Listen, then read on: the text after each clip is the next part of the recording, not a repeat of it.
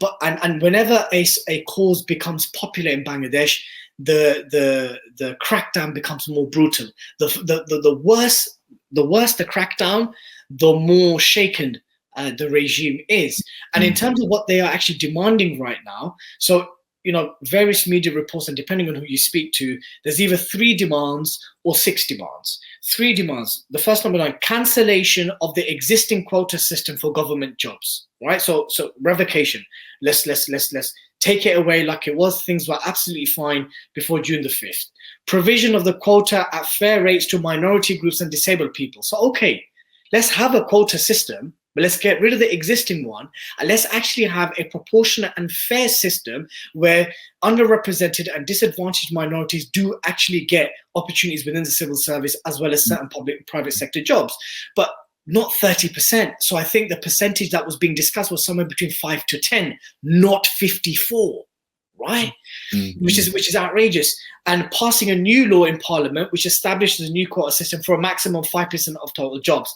But a more extended demands list, Paul, states the following, and this is very interesting. The Prime Minister must apologise to the nation for the killing of students. Tough chance for that. The resignation of the Home Minister Asad Zaman Khan Kamal, Road Transport and Bridges Minister Obaidul Qadar. These are the guys who are overseeing the crackdown. These are the guys who manage and order the police, RAB, and all the other security forces. Dismissal of the Deputy Inspector General, DIG, Police Commissioner and Superintendent of Police in areas where students have been killed. Number 4, the resignation of the Vice Chancellors of Dhaka University, Jahangir University and Rajshahi universities. Why these 3 universities? Because these 3 universities are believed to have colluded with regime forces in trying to quell these protests, where universities are supposed to be a space for student expression.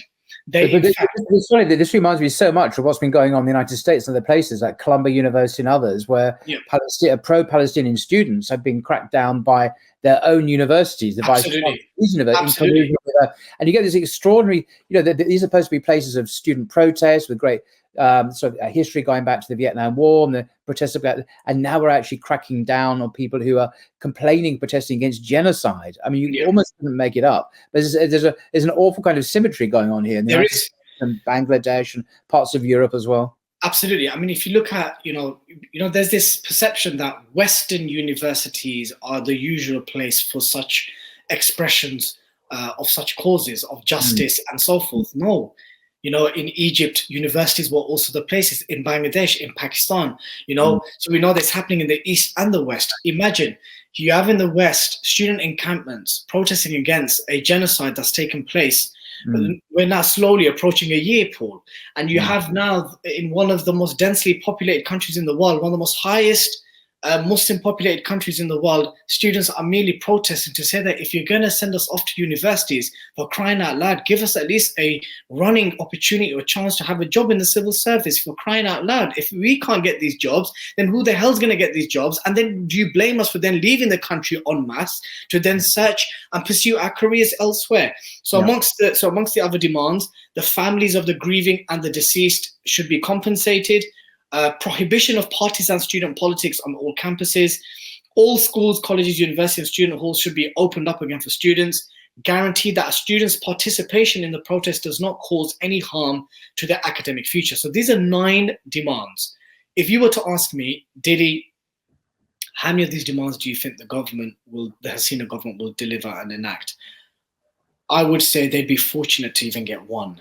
And this is the truth, right? First of all, Sheikh Hasina is not going to apologize, let alone stand down, because that's another call that's been the case for the last 3 to 5 days. Since the violence has peaked and worsened, there's now calls for Hasina to step down. She's not stepping down. Her kursi, her throne has been secured for 15 years, and ensuring that the quota system remains the way it is further cementing of her regime by placing loyalists in key civil service jobs. The arrest of key ministers, the equivalent of our Home Secretary, it's not going to happen. The arrest and the prosecution, and any type of meaningful accountability of these very senior, state officials is not going to happen. The Met Police Commissioner, the equivalent, they're calling for their resignation. They're calling for them to be held to account on criminal charges as well. Do I believe that any of these demands are going to be met? Sadly not. Do I pray to Allah Azza wa Jal that all these demands are met? Absolutely, and we should say Ameen to that.